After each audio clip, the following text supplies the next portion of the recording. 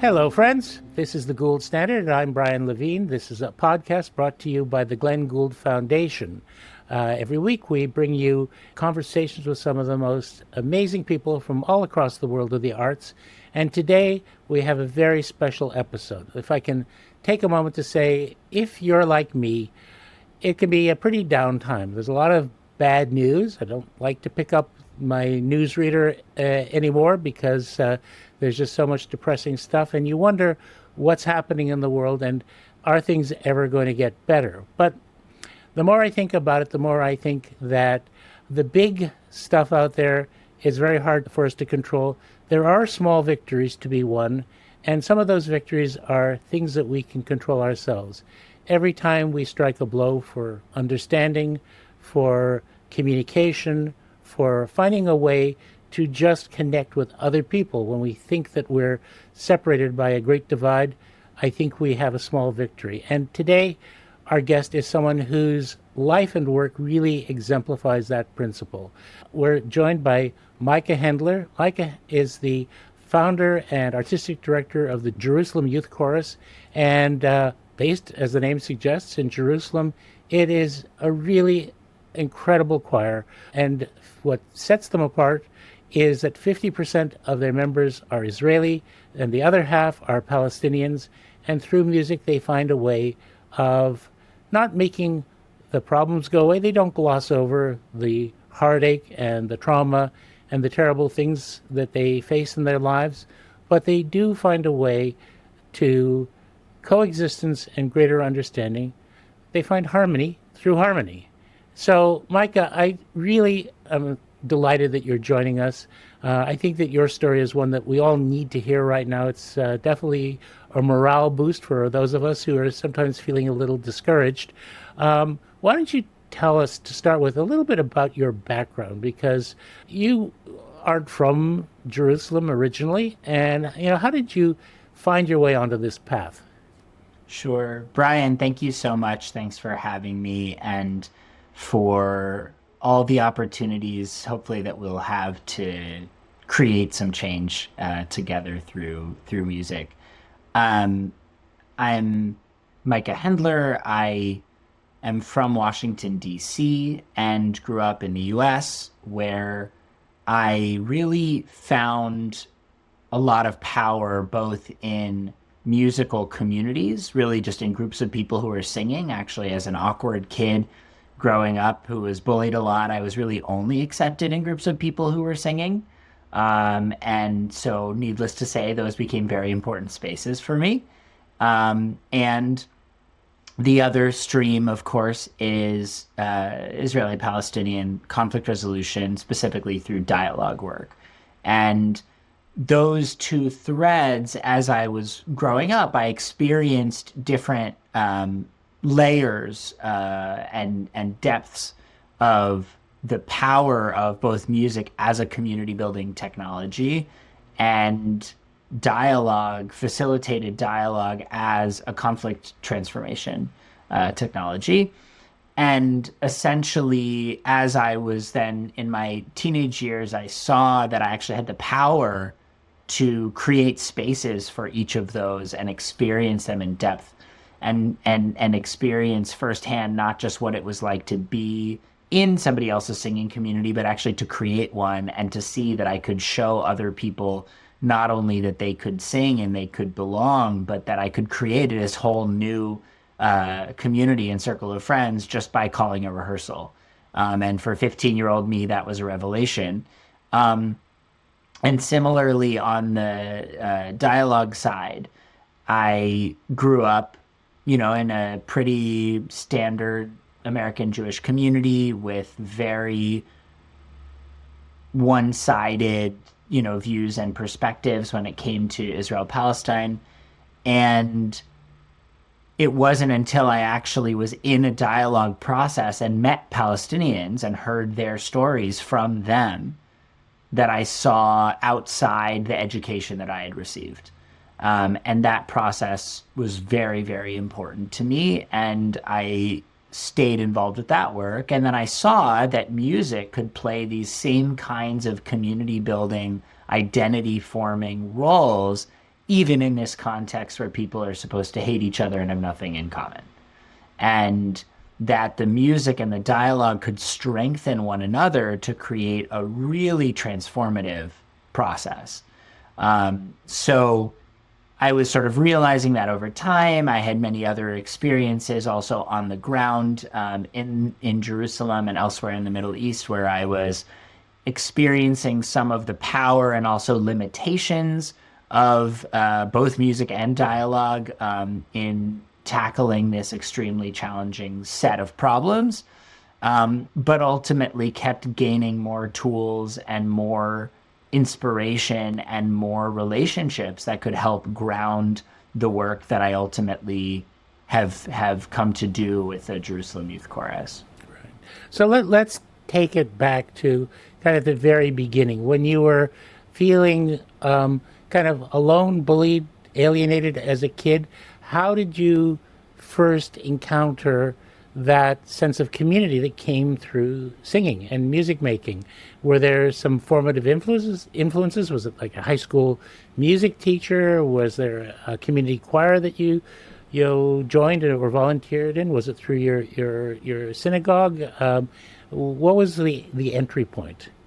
So it's really interesting. I mean, to some extent, all of the above, but the entry point really was singing in harmony with my mom in Jewish settings, and she had a singing group of moms of my like preschool friends that they formed. They were very, very good. They all sang in like improvised sort of 6-part harmony with each of them also played multiple instruments, and they rehearsed in my house. And so like that was sort of my initial musical, context, right? And of course the context of just kind of singing in harmony, improvised harmony, was I've been, harmonizing since I was 5. And so that for me was important because of course, that then is holding some tension with the other things that I learned in the Jewish community that have served me less well, as I was mentioning on the dialogue side, and the sort of limitations of some of the perspectives that I learned. But also, it informed the way that I approach musical community building, because once I didn't sing in a choir. I didn't know what a choir was until I was like 11, and my mom thought that I should audition for the Children's Chorus of Washington, and at first I didn't even want to do it because I just didn't even know what it was. She was like, "No, you'll like it." So I went to the audition. I passed the audition because I knew how to sing, but I was able to do some sight reading because I had taken some piano lessons, but I'd never sung from sheet music before. And so I go to my first rehearsal, and I remember I was seated in the alto twos, right? I was 11, and we start singing the piece, and I just start harmonizing, and they're like, "That's wrong." I was like, "What do you mean that's wrong? Like, I know what I'm doing. Like, I know that was in the chord. Like, I know that sounded good." They're like, "No, that's not your part." I was like, "What do you mean my part?" Right? So there were just all these ways in which I think folks who come from a very sort of traditional Western classical perspective about everything don't even know in many cases that the assumptions that they're making about what music is are limiting and limited. Right. And of course it's one of the challenges that certain aspects of training in Western classical music, but also other kinds of music where things have, specific charts, specific parts, is that there is a kind of an almost martial regimentation about it. Whereas you grew up, and by the time you arrived, your brain was pre-wired to hear and make harmony. Exactly. And that journey also continued as I then in high school sang in everywhere I could, and in college as well. And in college, I was studying music and international studies at Yale. And the music department was so relentlessly hierarchical about Western classical music being like the only form of music basically that was worth studying. And to me, I was offended by that, not only on an ideological level, but even just on a personal level. Yeah. Right. I was like, what do you mean the music that I grew up singing isn't worth studying? Right, exactly. And I mean, that actually surprises me because let's face it, you're not that old a guy, Micah. This is a world in which, jazz is a high art form and has been recognized for, this is a world in which we've had Alan Lomax, collect the folk music that is the backbone of many aspects of Western classical music, and the understanding about improvisation, the understanding about music handed down from generation to generation, and the incredible diversity of global styles that grow out of the people. So that actually surprises me a lot, that there you find yourself in an environment where there was seemingly no awareness of that. I mean, maybe there was some in pockets, right? Like I took every sort of non-Western musical, course I could find, but there were like 5 of them, and half of them were graduate courses, right? It was my advisor was the one full-time ethnomusicology professor on the entire campus. Wow. That's really something. So how did you manage to navigate through? Did you just decide to leave, or did you sort of tough it out and find a path? I toughed it out and took a lot of graduate courses because, and some of those were amazing, right? There was a course I took called Music and Empire, right? That was looking at what are the ways in which music has been used both as a tool of imperialism and colonization, and what are the ways that imperial movements have affected musical cultures, and just like stuff like that were fascinating. But ultimately I stuck with it because I felt I needed it as a credential to be able to do other things, even if I would learn more relevant things by not completing this particular major. Right. So it's kind of a random journey down that path, but it was just interesting to see how a lot of the most powerful musical experiences I had that really have informed the success of the Jerusalem Youth Chorus came specifically in contrast to my formal musical education. Right. And I mean, I don't want to put words in your mouth, but despite the fact that it was not the kind of approach to music that was close to your heart and that you had envisioned, I mean, I have to imagine that you picked up useful skills. Totally. And also, I think from a philosophical perspective, there's a way of having a more egalitarian approach to the wisdom that can be gleaned from multiple traditions. I'm not saying that there's nothing to be gained in like Western musical notation. Obviously, I use it all the time. And there's also a lot to be learned from improvisation and the oral tradition.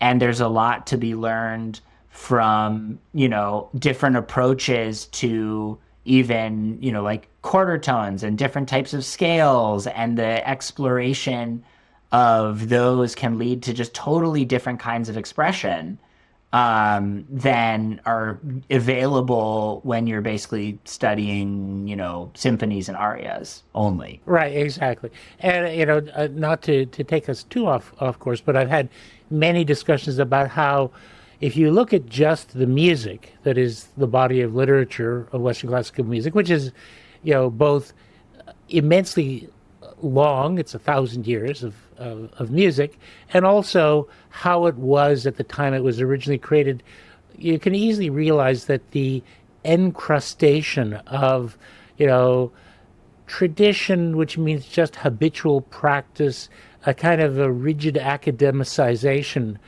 tends to actually take you away from what's beautiful and valuable in that music, in that tradition, even on its own terms. Exactly. I used to be in the business of making records of this kind of music, and it didn't take me long to realize that the collective institutional body that represents this art form is the worst enemy of this art form, unintentionally, but nevertheless. Totally. Yeah. So anyway, we can move on from this point, but it is a soapbox that I care a lot about, and I think is relevant if we're talking about what does it look like to bring together musical groups from around the world, as I know we're hoping to be able to do, right? How do you create that container for all of them to meet on their own terms? Like, that's a question that I've been asking for a long time. And I think, I think we can both agree that just like having everyone play classical music is probably not the way to do it. No, exactly. I mean, I don't think that Brahms or Bach would have felt that way because they were surrounded by many other kinds of music, mostly folk traditions from within their realm, but they were also at the crossroads of a very migratory Europe, which is also still feeling influence from the Middle East, from the Arab world. So, we digress. Indeed. But now one name has come up in our previous conversation. That is one of the members of Sweet Honey and the Rock, who became an influence. Can you tell me about that?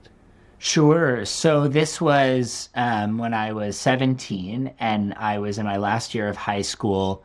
And one of the key moments of my musical journey was particularly in holding this, dichotomy of, singing in choirs is this versus improvising and singing, harmony by ear is this.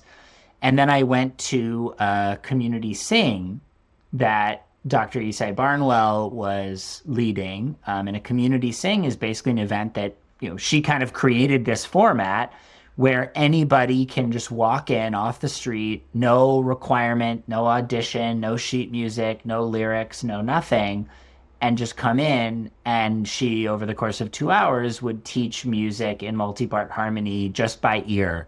And it was an extraordinary experience. The energy was so cool. I think I left that sing and I thought, this is the most fun you can have without preparation.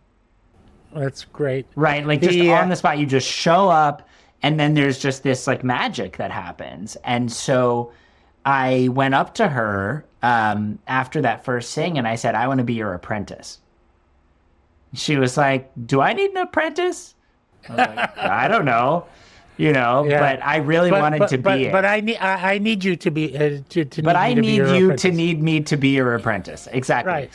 So basically, I was then extremely persistent and was able ultimately for my senior project in high school, to apprentice to Isai Barnwell. And what I learned from her was profound in many regards. First, I learned how to lead community sings and how to create that sort of permission structure, but also support for people who literally think they can't sing to start singing in multi-part harmony in a group on the spot, right? So like that's kind of its own sort of bit of a superpower that she has, and I learned from her techniques, and I also learned from her arranging and compositional style, and I also learned basically what is the Black music tradition, particularly Black music tradition of struggle, that she is a profound culture bearer of,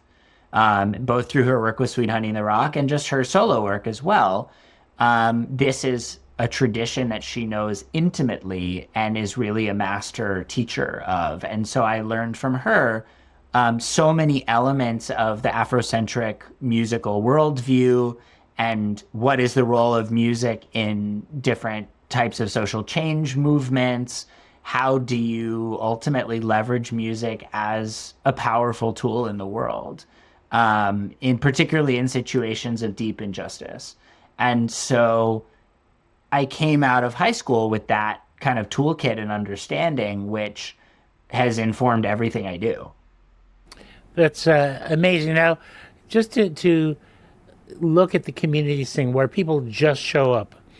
Now, they say that the single most common phobia is the phobia of speaking in public. But I have to believe that the fear of singing in public is perhaps more, more common and more intense.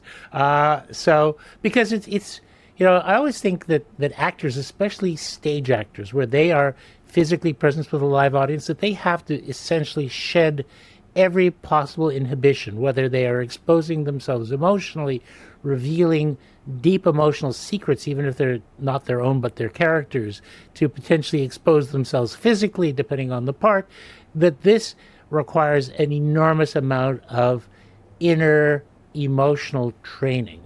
Now, maybe to be in a community sing isn't quite that way because you're surrounded by others and you're doing it together, but how do you deal with that issue that people just, maybe someone, early on in their life said, don't do that. You can't sing. Right. And these little chance remarks in a young child can produce a really profound and lasting impact that stays with them throughout their lives. So how do you get around that? How did she get around that? So part of it is about giving people just the permission explicitly to sing, and addressing head on the idea that maybe they think they can't, and just saying, like, do it. It's going to be okay. This is safe. No one's going to look at you and go, shh. So that's one. Two is then creating the support for people to actually succeed in the task that I am giving them, in the challenge of singing together in a group. And part of that also is in the way that the group can support each other, right? That's really important. But then the third is also sort of the approach to it. And part of it, I'd call it a sort of gentle and humorous assertiveness.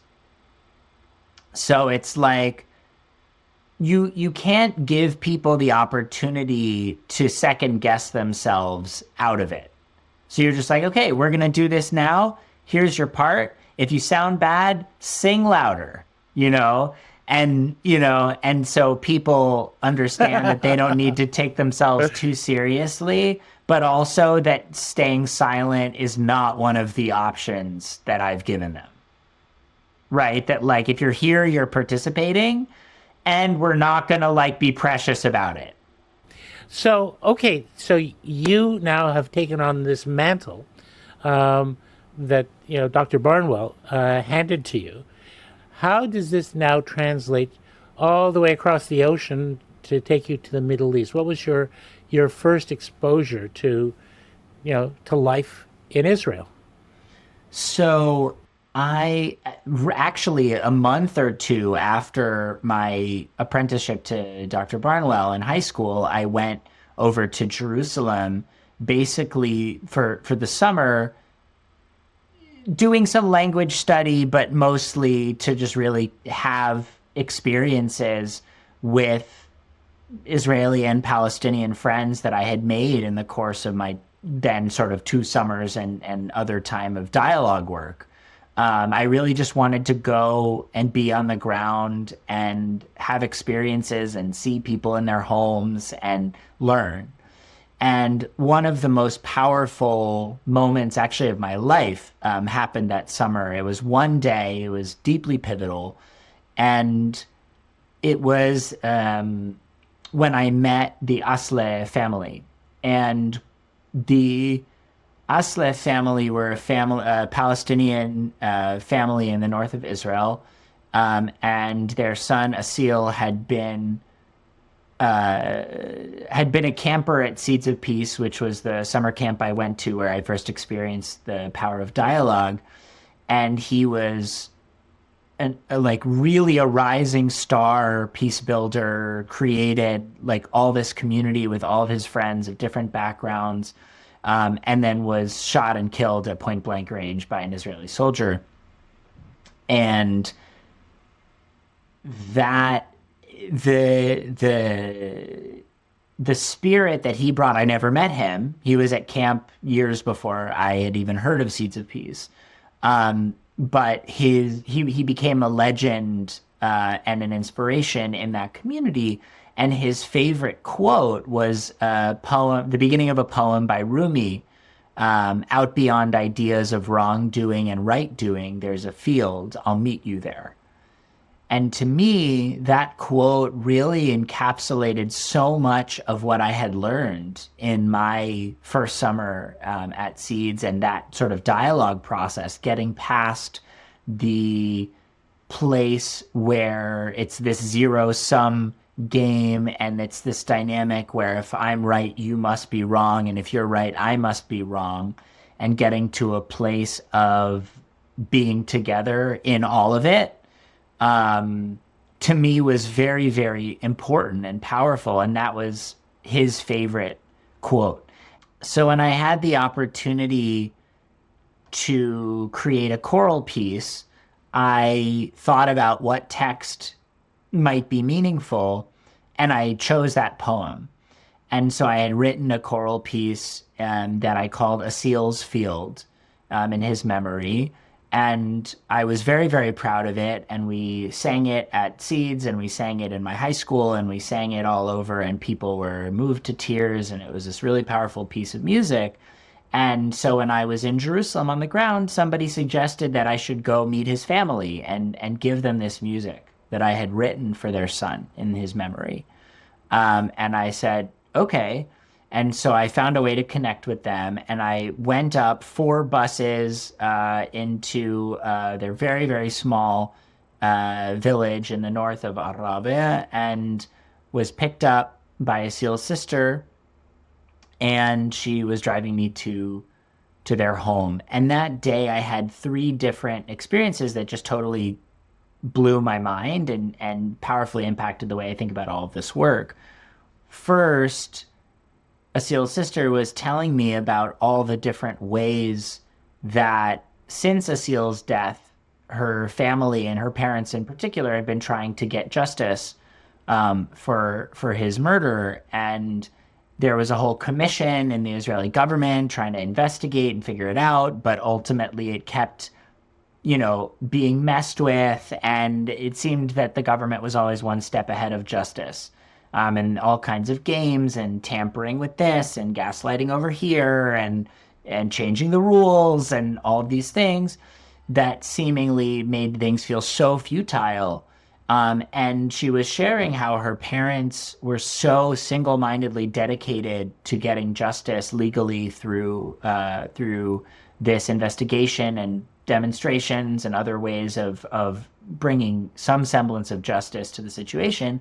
But Nardine was saying, look, I loved my brother, and I also need to live my life, right? I need to, she was a doctor. She was just starting a family. She was like, look, I need to also live. That is my way of bringing some sort of goodness to the situation. And she was talking about how it was tearing her family apart, and it was so challenging and felt so impossible for them. And ultimately she said, look, I would never do this. I know that it wouldn't accomplish anything, but sometimes I'm so desperate, it makes me think about what would it be to blow myself up in a cafe. And I got it. I understood fundamentally what would drive somebody to do that. And she's worked in an Israeli hospital, spoke fluent Hebrew, very integrated, very peaceful person, but just that desperation, understanding what are the systems that we're up against was very profound for me. The second thing was then finally late that evening being able to actually play this music for their family.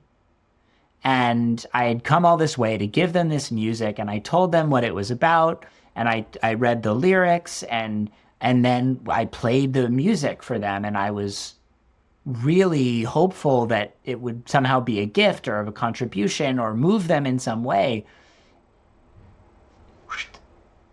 No response emotionally. I could tell that the music had just completely missed the mark for them. That there was just no connection there, that there was nothing that I had written in the music itself that spoke to them.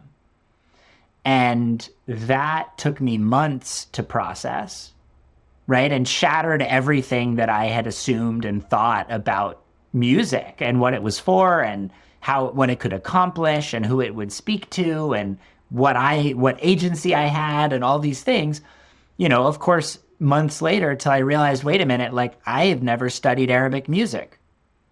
So like, why did I think that what I was going to write was going to speak to them?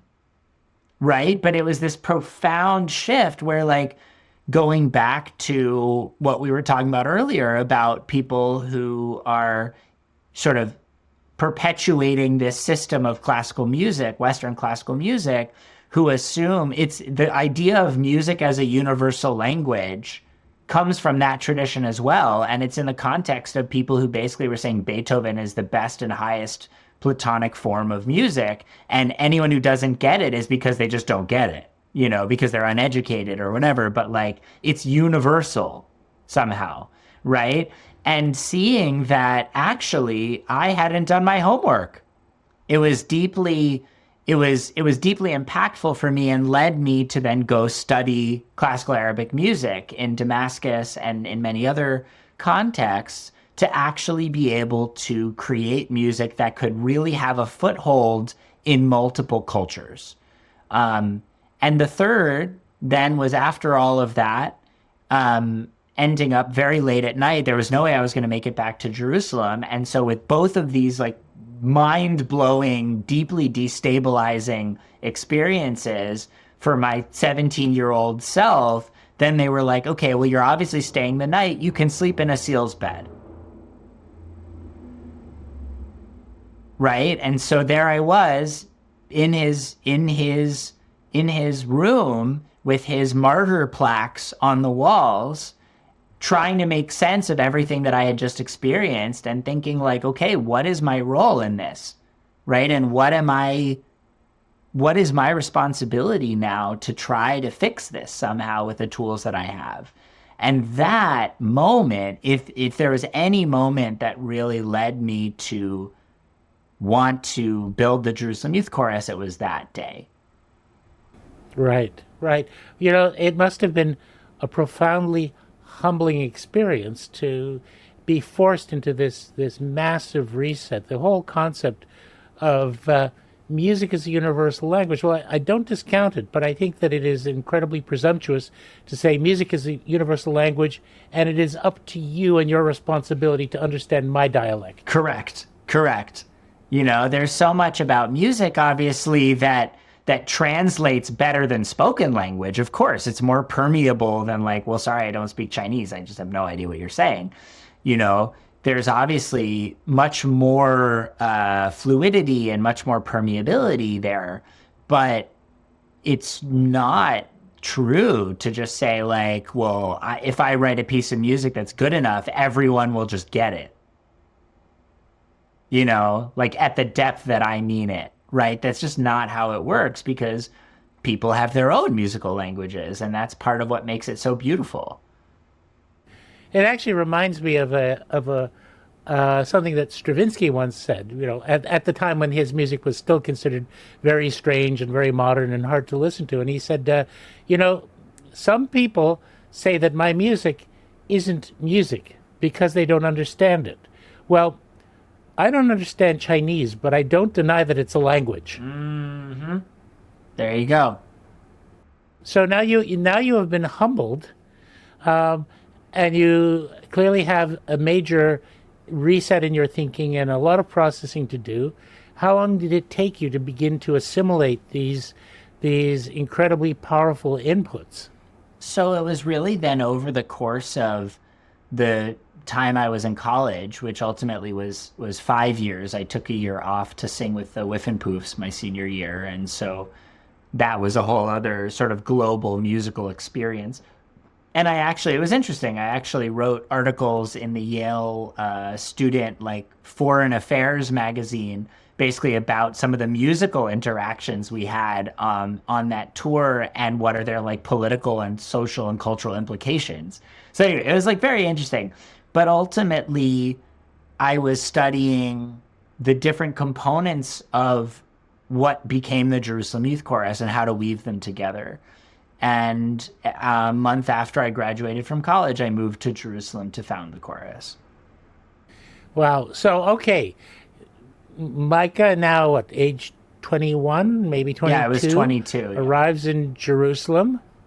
And what do? Put up handbills saying, join my choir? I mean, what was your starting point? So one of the things that was really important was that I had done my senior thesis work essentially on to what extent is it possible to replicate the kinds of music and dialogue dynamics that I'd experienced at Seeds of Peace on the ground in Jerusalem in a sustained way. So I had already experienced a lot of the mistakes in advance. And so one of the things I learned from that research was why people join work like this in the first place. And the idea that their reasons may be completely different from the reasons that I think the work is important, and completely different than the reasons why a donor may want to fund it, right? That the reasons that a participant might find this to be good are probably not because they want to be peace builders, right? So I knew to be able to come to Jerusalem and speak to people on their own terms in ways that wouldn't make me sound like a naive idiot. And so I was able to go into schools in East and West Jerusalem and basically say, hey, this is going to be the coolest thing you do in high school. You are going to learn to sing. You're going to make new friends. You're going to be able to write your own songs and sing on the radio and tour internationally and learn new languages. And maybe you feel certain ways about your city and the way that living in Jerusalem has impacted your life and identity. And you'll have a chance to talk to people from other parts of Jerusalem and learn from them and share with them why what matters to you matters to you. And people were like, oh, that sounds kind of cool. And auditioned. And so that was really important. I had conditioned myself. I moved in July 2012. I moved in July 2012 and had conditioned myself that if by January I had 10 singers, I was doing okay. And instead, by September, I had 80 singers audition, of which we were able to accept 30. And we started the chorus, right? And even from that early moment, of course, there were all kinds of mistakes that I made, but fundamentally, I got the model right because I had done my homework. And we had a sort of music dialogue sandwich of sorts, is how we think about it, where we start with music. We start with an hour of just singing together, and then have a short break, and then an hour and a half of facilitated dialogue. And then, after a longer break, another hour of music. And of course, the music holds this space, right? And holds people together and creates this glue and this trust and this feeling just good together. And we have to rely on each other and listen to each other, and then it sounds awesome and it feels good. And within that, you can then push out a little bit with some of these really, really hard topics that are really divisive. And people come from completely opposite perspectives on, and completely opposite life experiences of, with totally different realities, right? So it's a space that can contain all of that within the music. So in many ways, it's a sort of equilibrium where the music is sort of holding in and the dialogue is pushing out. And it's really important because if we only did the music, we wouldn't be able to meet through wars. We wouldn't be able to meet when things get insane because people would just have no vocabulary to process or talk about it or hold it in the group. Similarly, if we were only doing dialogue in those times, people would just stop showing up because dialogue is hard and generally doesn't feel good. It's important. It's like eating your vegetables, right? Music is the fun part, feels really good, but it has to be grounded in reality. And that's what really sets the Jerusalem Youth Chorus apart from so many other programs that are working to bring Israelis and Palestinians together, that only do one of those, or that only do their activity, whether it's music or something else, or that only sit and talk. right? But in combining those two, and specifically using singing and communal singing as our way of doing that, which is just so evolutionarily hardwired as a tool for building trust in human beings, and has been for thousands of years, that it works. And then we've been able to not only continue to meet through wars and periods of violence, but even this past year, which has been just beyond excruciating on a daily basis for so many people. And all of our singers know someone who has been killed, kidnapped, or displaced in the last year. It's a small place, and everybody knows somebody. And it's really personal. Like, singers would tell stories about how their friends are like held hostage in Gaza, or how one of their friends was shot by a soldier in front of their eyes in their neighborhood, right? And that's real. And that's what our singers are bringing into this space, but they feel that this is a space that values them, that holds them, and where their stories can have a platform, right? Where they can be fully themselves, not only to each other, but on stage. And that's really, really valuable. And that's why people come back. It's really amazing. The concept that you start off by doing something together. Essentially, you become a team because basically a group sing, you're all members of a team. And whereas in other facets of the singers' lives, they may consider that impossible. There's this divide, in some cases a physical wall that separates them, that basically can't exist, or else no sound comes out. And once the stage is set from that interdependency, collaboration, cooperation, it must be an enormous defense lowerer, or let's say trauma assuager. Not that you can really make the trauma go away through the singing, but that you basically have been confronted at a deep emotional level with something that runs counter to what, the prefrontal cortex tells you about those people, yep, and what the amygdala tells you about fearing those people, and, all these different parts of the brain that basically tell you this doesn't work. Suddenly, they basically just get, so to speak, put to sleep for, 20 minutes or a half hour or 40 minutes.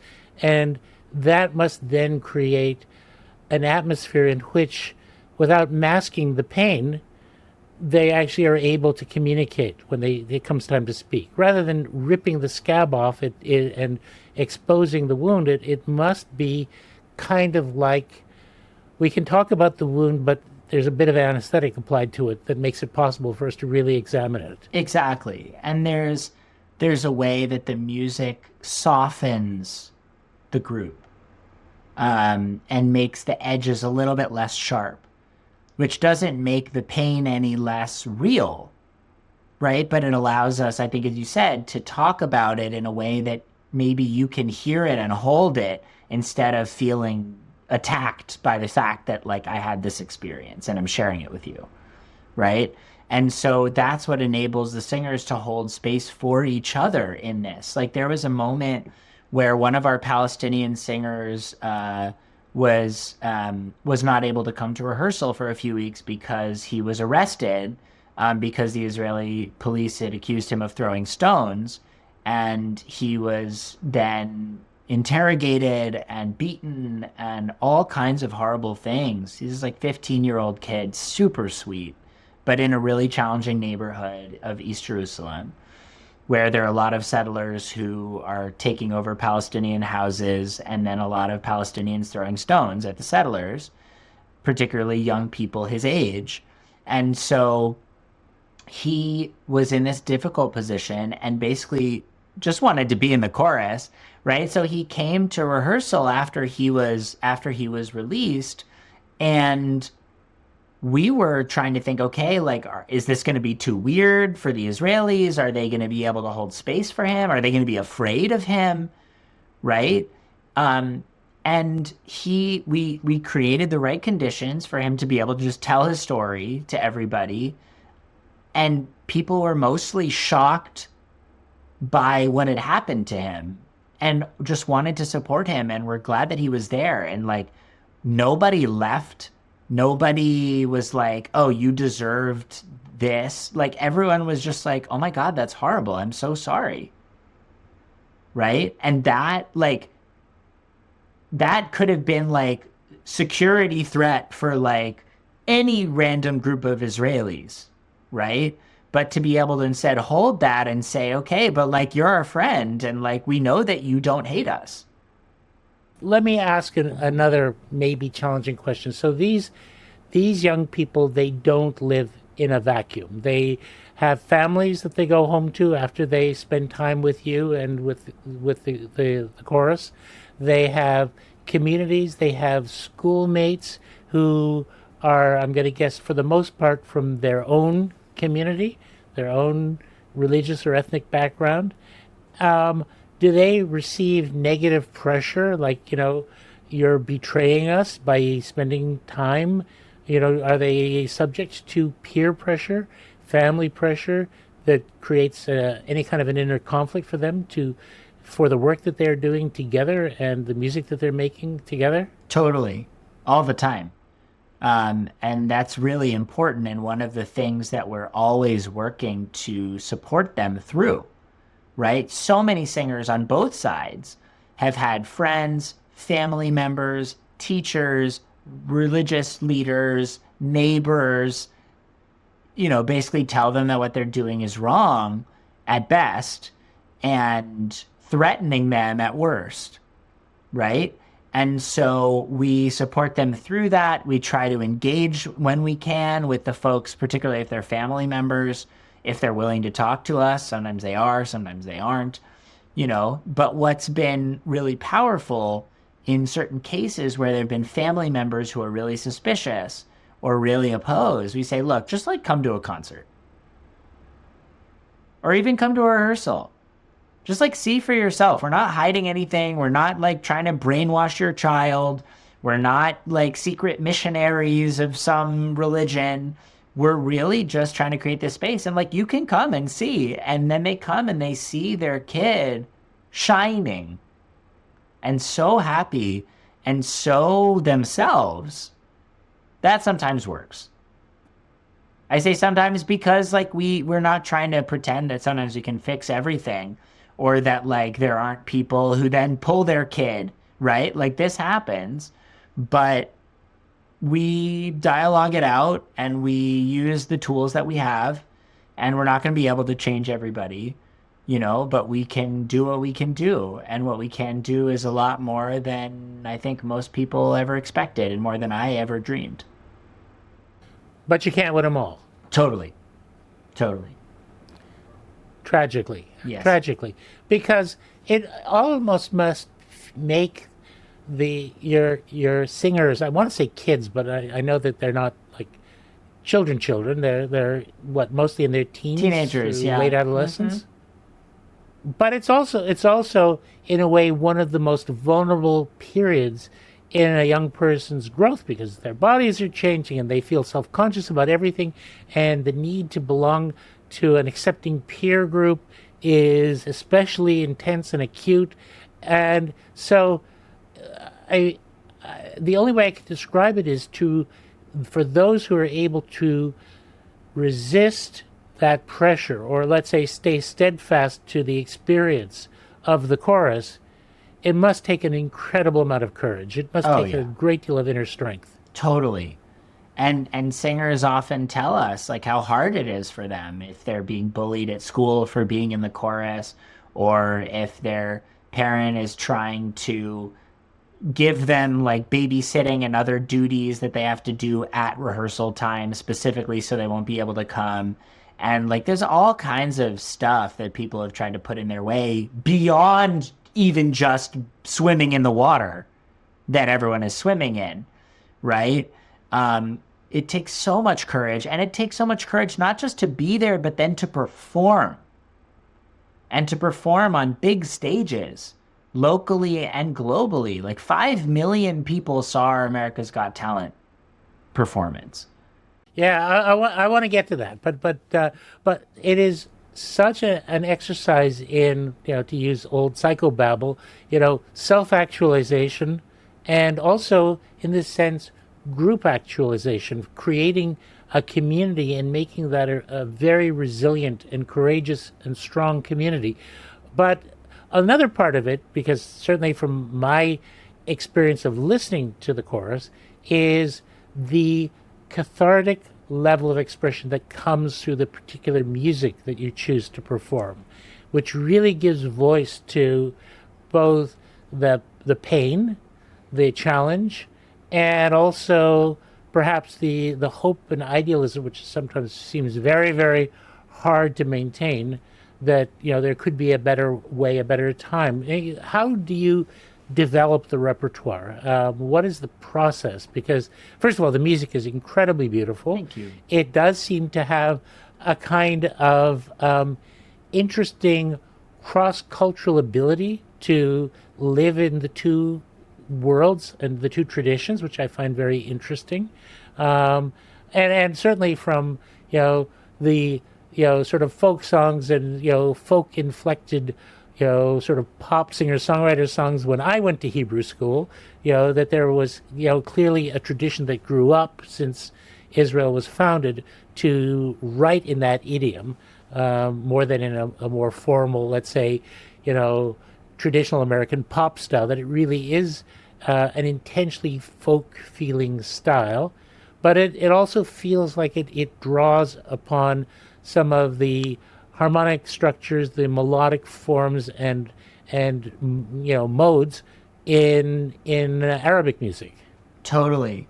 And it's one of the things that I love most about the work that I get to do is actually approaching our repertoire. It's one of my favorite parts of all the work, because it allows us to be creative in exactly that kind of a way, to ask those questions, right, that I learned at the Asles to ask, right, is like, how is this song going to reach people from these different backgrounds, and why, and how can we find the resonance between different traditions?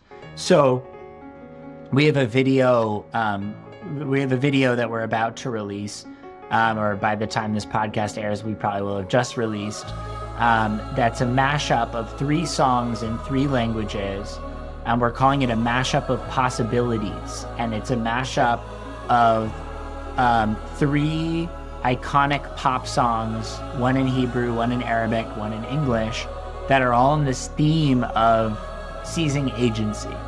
And so the impetus for this was that we asked the singers like what songs they wanted to sing last year, and this was at the beginning of the year, and there were a lot of really bad suggestions, just a lot of really cliche suggestions, and the least worst option in my mind, which ultimately became an amazing option, but in my initial thinking about it, I was like, ugh, this is so cliche, was to sing How Far I'll Go from Moana.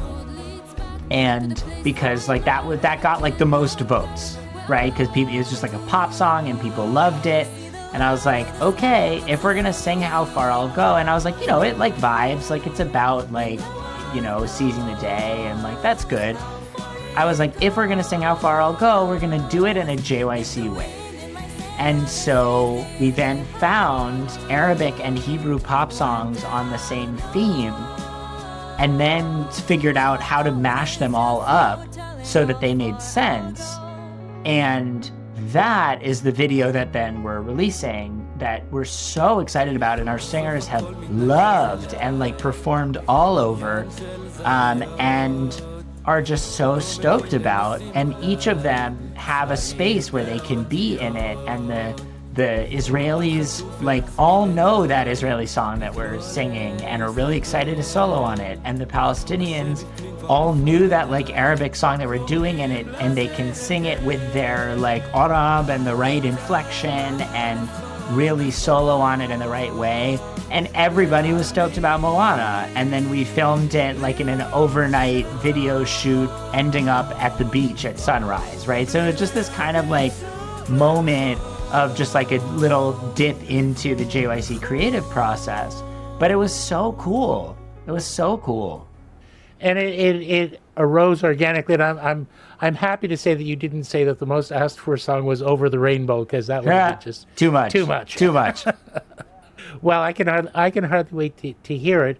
And clearly, actually, a big part of this is understanding the inflections of the two languages, because of course they shape the rhythms. There's a music to words, just as there are words to go with music, and so even beginning to absorb those sonorities must be the beginnings of a bit of a bridge. Totally. And everyone learns to sing in the other languages, right? That's really important.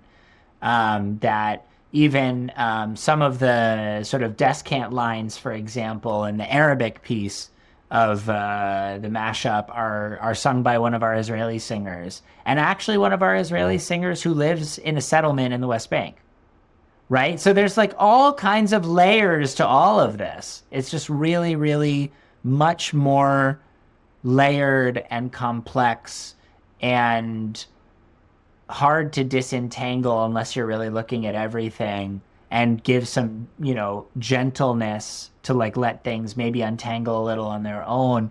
If you're just kind of looking at it and being like, that's the problem. It's like, that isn't working and it's not going to work, that kind of approach.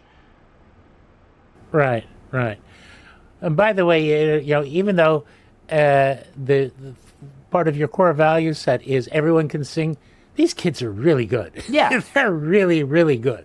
There are different contexts for that. Totally. Like if you're going to be in a performing ensemble, then I think it makes sense to, have some structures to make sure that you can perform well, right? The thing about, of course, community sings is it's not a performance, right? And so then like everyone should be able to do it. But like so many people don't see that there are spaces that aren't a performance where they can sing, right? So then it becomes, well, if I don't want to be on stage, I'm just going to be in the audience. And that dichotomy is a huge problem. Well, that brings me to another question. So when was your first ever public performance, and how nervous were you? You must have had real questions about how it was going to be received, whether an audience, presumably that invited, families from both communities, as well as members of the general public from both communities, how that was going to go over, whether you were going to get picketed or worse, So what sort of trepidations did you have, or am I just projecting? Because I feel nervous thinking about it. Yeah. What was the actual experience like? Our first concert was December 2012, so it was that sort of 6 months after I arrived and 3 months after we started rehearsing. And it was awesome. The group, was definitely new. Like we sounded new, like it wasn't super polished, but it was good enough for people to see that we could sing and that we were doing something beautiful together that was just at the beginning. And the most important thing, and this is, I think, the most important thing in all of our performances that has always been true, and may it always be true, is that you can see that the singers are actually friends. That's the most important part of what we're actually demonstrating here, right? Is not that like everything is like perfectly tuned. It has to be tuned well in order to work, right? If people are hearing a cacophony, they're not going to be inspired and moved, right? But at a certain point, it's more important that people see that this is authentic than that people see that it's perfect. And that authenticity is not just musical authenticity, but is ultimately just in the energy that the singers bring and the fact that you can tell that they care about each other deeply and they support each other. Because that's ultimately the kind of future and society and world that we're trying to inspire and catalyze through the music, is not one that is perfect, but one that is able to hold all of it. Right. So the audience accepted it. There were no fist fights in the No. in the audience. No. They didn't all one came and he sat on one side of the house Nope. and the other on the other side. Nope. None of that. People were moved. I mean, and I'm sure in the beginning that some of the parents probably may have been a little trepidatious and whatever, but ultimately they saw that like the other parents were having the same experience that they were having at this concert and just being so stoked for their kids and so moved by this. Like just people, a lot of people, even who come skeptical, most of the time leave very moved. So very quickly began to develop experience performing in public, Yeah. which obviously must also have provided a tremendous feeling of validation and reinforcement for the singers in the chorus. When did you first begin performing outside of Israel? So our first tour actually was during the Gaza war in 2014 to Japan, of all places. Oh, wow. Because there was a community in Japan that I had sung with the Whiffenpoofs, who were extremely excited about what I was doing in Jerusalem, and I had maintained a relationship with them, and they said, "We want to bring you to Japan." I was like, "Okay, let's go." But that was during the Gaza war 10 years ago. And that was a real challenge in that moment to be able to travel and to be able to present on stage together. But we made it. And the singers had a life-changing experience. And we were on the front page of like all these newspapers and all these TV shows. We did a huge performance in the Kyoto Concert Hall with like 10 other ensembles and a youth orchestra. And it was really, really powerful. And from that tour, there was a song that we sang apropos of reaching people on their own terms in Japanese that we were recommended by our hosts. And the song was called Hana Wasaku, and it means flowers will bloom. And it was a song about resilience that was sort of a Japanese version of We Are the World after the tsunami in 2012, I believe. Right. And so it was this really huge song that like all these Japanese singers and actors and celebrities had all done a sort of We Are the World style video in wake of the tsunami to like bring resilience. And so we sang this song and it was so powerful. I remember being in that concert and we started singing it and everyone just started, like the audience just started crying and singing along. That was like, those were the responses. And then someone came and just gave us all flowers and we're just standing at the front of the stage and there are like 5 other Japanese youth and other choirs all throughout the hall and 100-person Japanese youth orchestra behind us. And we have these flowers and are singing about how flowers will bloom again, right? Which was basically the refrain of the song. And everyone in the audience is standing and singing. It was unreal. It was unreal. Like that's that kind of connective power of music when you really reach people and want to listen before singing, in terms of like what was the right song for that moment. We learned it properly in Japanese, and then we were able to give this real gift of connection. And, I'm going to say something that's going to sound hopelessly naive and incredibly Pollyanna-ish, but there has to also have been this feeling that, hey, if we learn to love each other, the rest of the world is going to love us back when they see it.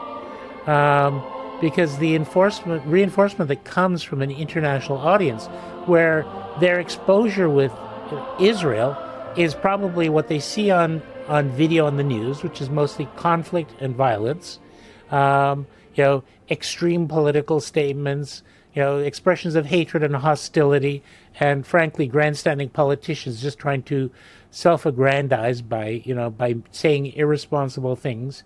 And then they see an image of what this part of the world can be that is so totally at odds with it, and it is so much less horrible and distasteful, frankly, that people can't help but respond with an enormous amount of relief and affection. And that has to be also part of the message that gets carried back. That's totally been our experience. And even in the performance that we did on America's Got Talent this past year, we were really scared, honestly, that we were going to be slammed on the internet and that people were going to just hate us and we were going to get so much hate. And we prepared and got digital security and really invested in preparing for this onslaught of hate that we were expecting. And it just didn't come. It didn't come. People were just so moved. There were occasionally comments where people would say, like, I don't believe it. That can't be real. This is like framed for TV. But most people were like, wow, thank you. Like, I'm crying. This is so important. Why can't our leaders do this? Like, everyone needs to see this. Like, because not just the authenticity of the relationships and the music, but also because we got the messaging right. And that was something that we spent dozens of hours working on, was like, okay, we're going to have like 30 seconds. What is our message in this moment? And how do we make sure that we're both saying something that is worth saying and also are saying it in a way that can be heard by people who are of vastly different political opinions on perhaps the most polarizing topic around? Who from a TV network and a network TV show was courageous enough to say, you know what, even though, someone might actually send us, an extremely unpleasant package that does something extremely unpleasant because they're part of one of the extreme parts of the polarity that this part of the world evokes, God damn it, we're going to do this, I mean, did you get a sense of the internal workings that they thought that the time was right for this, that they felt that it needed to be heard, or they just liked the music? I mean, there was a lot of tension I can just share in terms of folks feeling both deeply inspired and fearful, right? And ultimately, we were working with them and sort of massaged it through so that we were able to come across in the way that felt authentic and honest. And it wasn't without peril, and it wasn't without a lot of challenge and hardship, right? That I can't, necessarily go into everything, but it was a challenging experience as well as being a really powerful one, because for all the reasons that you said. And of course, you want in this very, very tight time frame to be able to get the music, your message, your values, keep it from being kitschy, right, and tawdry and tacky, which it can be, and particularly because you can't control what the judges are going to say, and they might say, frankly, stupid things. Mm-hmm.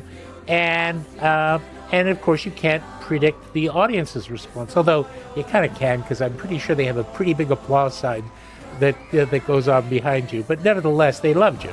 Yeah, I mean, what was amazing, particularly, we got a standing ovation before we even started singing. Just like when in the editing, they sort of switched things around. But the order is you come on stage and the judges ask you who you are, and you tell them, and we got a standing ovation. Right? And then we started singing, and then in the middle of the song got another standing ovation. Right? So it was just really, really powerful for folks that this was a thing that even existed, let alone that they could be part of it and amplify it. And the judges loved us. And folks, if you haven't seen this, it's on YouTube, go watch it. And after that, the other thing that you really need to watch about the Jerusalem Youth Chorus is this extraordinary TED Talk that you did. I think it was in Vancouver just a few months ago, right? I mean, you really told the story. It's a big story, so obviously I know you have to you can't go into all the detail, but in that, whatever it is, 19 or 20 minutes, you really managed to sort of knock it out of the park. Thank you. Yeah, with the TED Talk in particular, it was both a chance to share a really powerful song that our singers wrote after October 7th, so in the last year, with their stories and their feelings and their words, and what they wanted to express, and also an opportunity for Amer, our executive director, who's one of our Palestinian graduates, and is absolutely incredible leader, and friend, and someone from whom I'm learning every day, and met when he was 16 and he auditioned for the chorus and had never sung before, right? And now he's our executive director. And Amer and I had a chance on the TED stage to really say some powerful things that we felt needed to be said and needed to be heard about not just who we are, but about why we're doing this work and why it's vital to have these kinds of connections, and not just because it like feels good, but because fundamentally the politicians are failing us, and the cycle of violence is perpetuated by the extremists on both sides who benefit from one another's extremism. And if there's no alternative, if people feel like that's their only option, then they're like, well, I guess that sucks, but we'll do it. As opposed to, wait a minute, what if we just chose a different way? And so the song that we sing in that TED Talk is called A Different Way. And so it was a really powerful opportunity, I think, to go a level deeper in terms of the why of the work. Absolutely. And what you say is so correct. We have what economists, I think, call perverse incentives.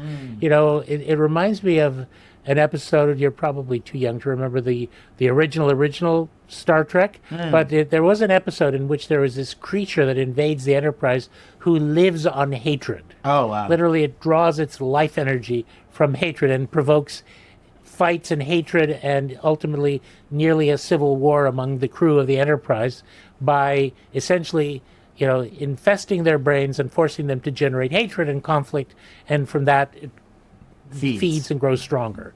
And it's a great metaphor for, you know, the world we're living in. Of course, Gene Roddenberry imagined that we would by now have grown up enough as a species to get beyond that.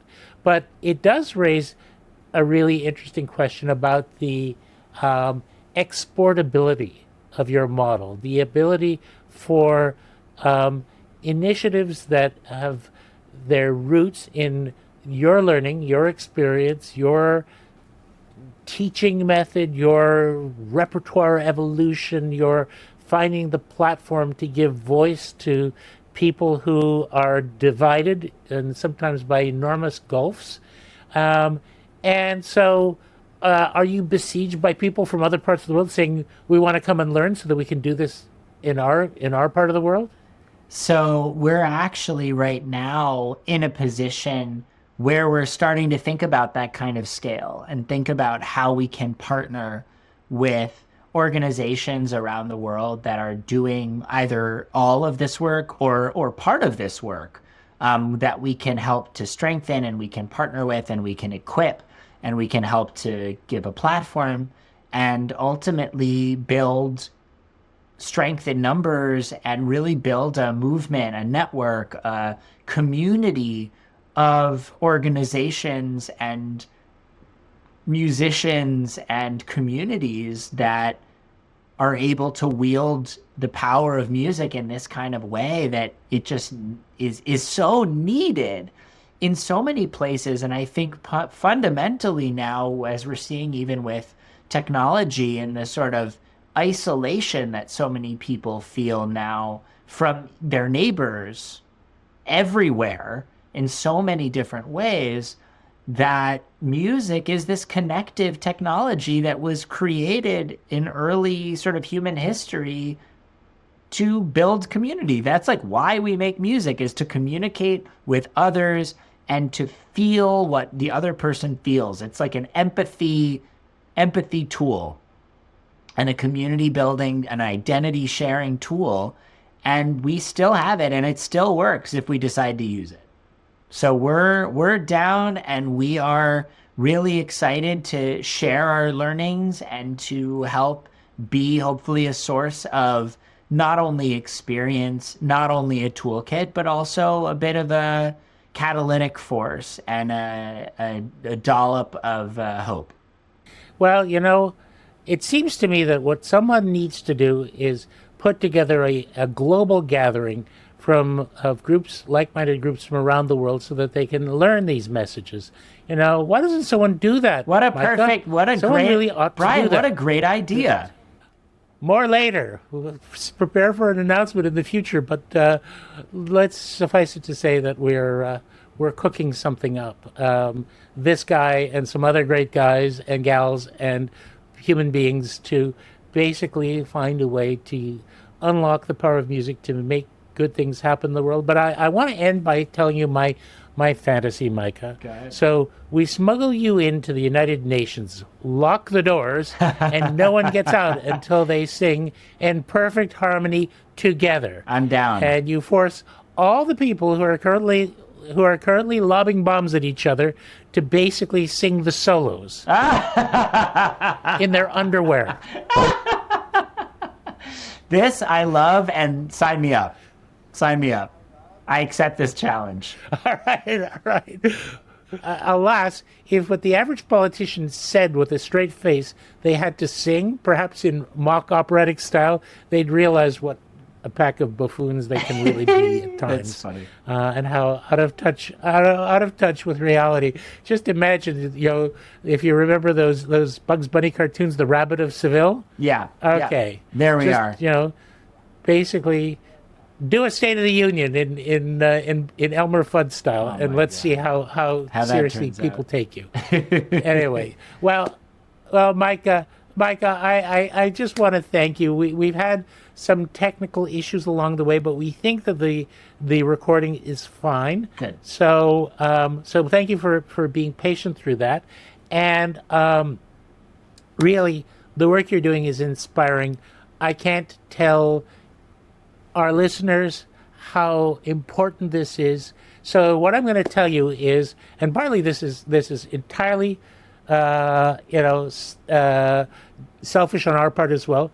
Just get people to come and listen to this program, because the more people who know about this, the more people who will be wanting to carry this message into their communities, right to their relatives in different parts of the world.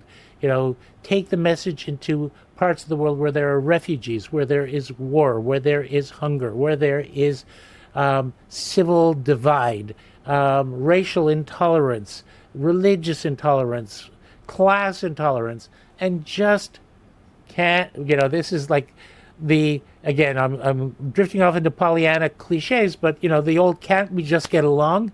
Well, yeah, actually we can, and one way of doing it is to unlock something that reaches more deeply into the psyche than our conscious awareness of what's supposed to divide us by finding those harmonic resonances that actually can make us feel like we're part of a bigger whole. So, Micah, thank you. Bless you for the work you do. It's really an inspiration, and we will see you in the not-too-distant future, I am sure. Brian, thank you so much for having me and for all the work that you're doing. The Glenn Gould Foundation is a registered Canadian charity, and we rely on the support of arts lovers like you to keep bringing inspiring stories to life. Please consider giving by visiting our website, glenngould.ca, and follow us across social media at the Glenn Gould Foundation. Thank you so much for joining us for this episode of The Gould Standard.